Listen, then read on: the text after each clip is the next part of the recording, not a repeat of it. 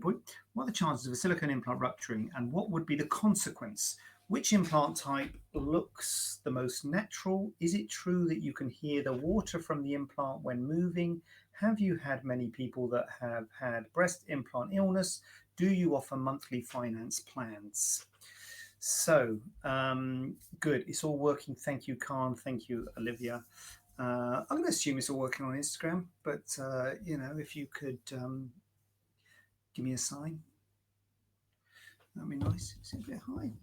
So, a few questions there about implants. Good questions, mind. Good questions. Not gonna thumbs up. Yep, thanks, my private.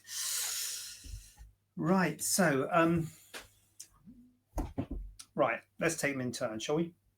What are the chances of a silicone implant rupturing, and what will be the consequence? So the newer implants are a bit more robust than the older implants. Most of they used to, back in the day, they used to have a sort of cheap range and a more expensive range. We would just use the expensive ones. We didn't really use the cheap ones that much, slash at all. But now we own, I don't know, maybe some people do still make a cheap range, I don't know, but I think most of them are pretty premium in terms of the shell. They have a double shell. The gel is cohesive gel, so-called form stable, which means it's not liquid gel. So even if the consequences of a rupture are less significant in that the gel doesn't tend to leak liquid silicone into the breast like the old ones did. Also, the gel is medical grade silicone, so it doesn't tend to be too irritative. Is that a word? Anyway, irritating probably is a better word. And so it doesn't cause so much of a reaction in the breast in terms of granulomas and things you used to see back in the day. Silicone granulomas and lumps in the breast caused due to free silicone in the breast. So they are safer in rupture these days. And also, as I say, they have double shells. They're a bit more robust with the shell. And so the risk of rupture is a lot less. And so I normally say to people, the problem you're going to get, if you're going to get a problem in the future, is more likely capsular contracture. If you're going to need your implants changed, it's more likely going to be hardening of the implant than rupture.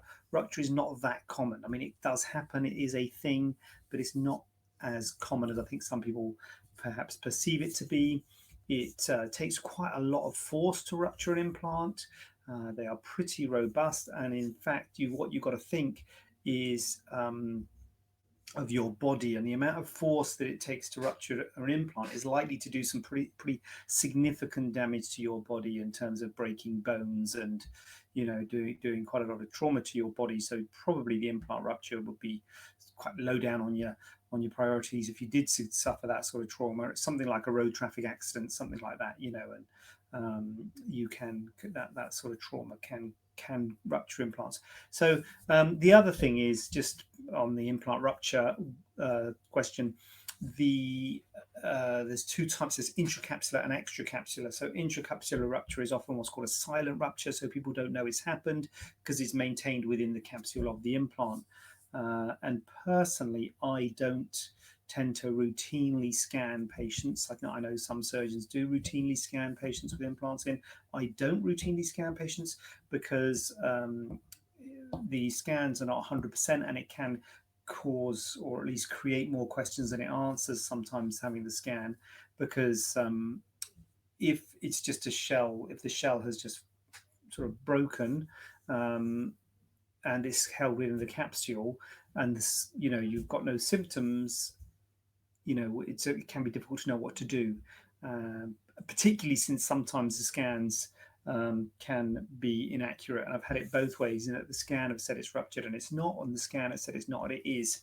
So it can be difficult to know what to do in those circumstances, but still, crikey, that's the first part of the first question. So yeah, rupture is pretty rare, and if it happened, the consequences are often not much. And to be honest with you, sometimes you were changing implants for another reason, and you might find they're ruptured incidentally.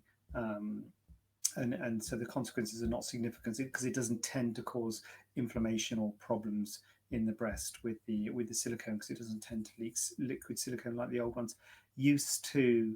So part one was, oh, Olivia's got a question. Okay, yeah, okay, Olivia, I'm stuck. To be honest with you, Olivia, this is quite a bit. We got the questions from now on are smaller, but this is a long one. So it was advice on breast implants, and it's chances of it rupturing. What are the consequences? Which implant type looks the most natural?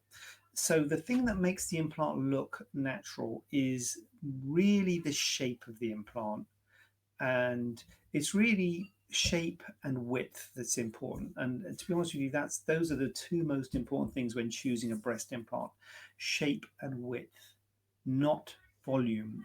Everybody worries about volume, perhaps not unreasonably, when you're looking at implants and they search and scour the internet for people with different sizes and think, should I have the 300 or the 280 or the 320 or the whatever. And actually, volume doesn't matter that much. What really matters is width. The width has to be right, because if it's too wide, you can get a web between the breasts in mastia, or you can get it sticks out and your arm hits it. And shape. And the shape of implants means round or teardrop, and also they come in different profiles: low, moderate, high, and extra high profile. They some stick out more than others. So the shape and the profile are really important, and you've got to add that onto your breast. So it's very hard to say that a teardrop implant is going to give you this look, a moderate profile implant, round implants, going to give you this look, because it's going to give a different look on different people, on different breast shapes. So if you've got no breast tissue at all, that's when I think the teardrop implants do come in, because a lot of the shape of the breast is going to come from the implant, because you haven't really natural breast tissue. When you've got some natural breast tissue, then you have to take that into account. Sometimes people have got a tissue sitting a bit low, their breasts are sitting a little bit low, and in those circumstances, sometimes a round implant can give a natural look by giving some volume to the upper pole, as well as enhancing the lower pole. So that is what is the trick when you're trying to get a natural result. It's getting the shape, getting the profile, and getting the width right. So when you say which type of implant, there are different types, and there are different types in terms of the shell of the implant. They come as well, the filling and the shell. So the filling can be saline or silicone, and the shell can be smooth, textured, or polyurethane foam. And those things aren't going to make a huge difference to giving you a natural result. There are pros and cons of all those different shell types, but the aim is to give, well, if you assuming you want a natural result, you can get a natural result with any of them.